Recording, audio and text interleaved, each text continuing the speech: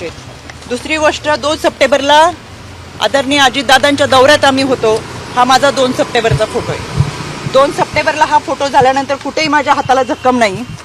हा 3 September 4 सप्टेंबरचा photo आहे. माझ्या या भागामध्ये अधिकाऱ्यांच्या समवेत रस्त्याची पाहणी, कुठेही हाताला जखम नाही. आवर्जून सांगायचंय की अशा पद्धतीने जे काही गोष्टी 2 दिवस चालू आहेत, चुकीच्या बातम्या चालू आहेत, एखादी व्यक्ती पुढे जाऊन कशी वागती, त्याचं कृत्य, वैयक्तिक आयुष्य आपल्याला कोणाला माहीत नसतं. आम्ही जोडलो होतो तर मी पहिल्याच दिवशी ट्विट करून सांगितलं, हो आम्ही संस्थानाशी जोडलेलो होतो, देवस्थान ट्रस्टमध्ये होतो. ते फोटो माझ्या आहेत.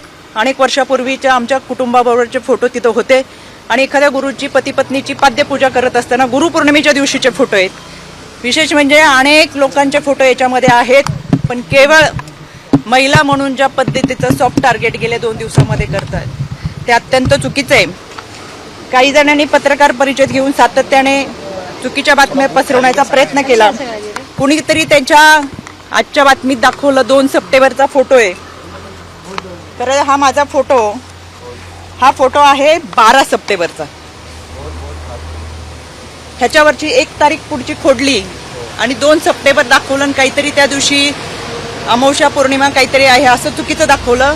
माझ्या आजही अकाउंटवर गेला तर हे फोटो असे आहेत, ते 2 सप्टेंबरचे नाहीत, ते 12 सप्टेंबरचे. दुसरी गोष्ट 2 सप्टेंबरला आदरणीय अजितदादांच्या दौऱ्यात आम्ही होतो. हा माझा 2 सप्टेंबरचा फोटो आहे. 2 सप्टेंबरला हा फोटो झाल्यानंतर कुठेही माझ्या हाताला जखम नाही. हा 3 सप्टेंबर 4 सप्टेंबरचा फोटो आहे. माझ्या या भागामध्ये अधिकाऱ्यांच्या समवेत रस्त्याची पाहणी, कुठेही हाताला जखम नाही. हा 4 सप्टेंबरचा आहे आणि हा 5 सप्टेंबरचा फोटो आहे. कुठेही हाताला जखम नाही. कुठला दिवस होता, काय होता विधी तो माहीत नाही. आणि हा 6 सप्टेंबरचा आहे. कोणतीही हाताला जखम नाही.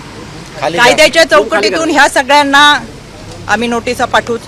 चुकीच्या पद्धतीने बदनामी करणं, अश्लील टीका टिप्पणी करणं, खोटे नरेटिव्ह सेट करणं, खोट्या बातम्या प्रसाद करणं, या सगळ्यांच्या बाबत कायद्याच्या चौकटीतून प्रक्रिया नक्की करेल. मी परत सांगते, यामध्ये जी व्यक्ती होती ती दोषी आहेच, त्याच्यावर कठोर कारवाई झालीच पाहिजे.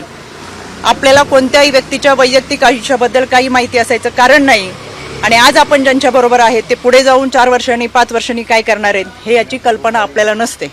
त्याच्यामुळे या व्यक्तीवर कठोर कारवाई व्हावीच ही मागणी मी आज केलेली आहे.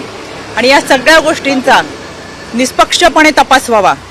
त्याच्यामुळे मी आज राज्य महिला आयोगाच्या अध्यक्षपदाचा राजीनामा माझ्या नेत्या आदरणीय सुनेत्रा वहिनी यांच्याकडे मी सुपूर्द केलेला आहे. याबाबतचा जो काही निर्णय असेल तो आदरणीय वहिनी घेतील. आपल्याशी बोलण्यासाठी मी सविस्तर पुराव्यासहित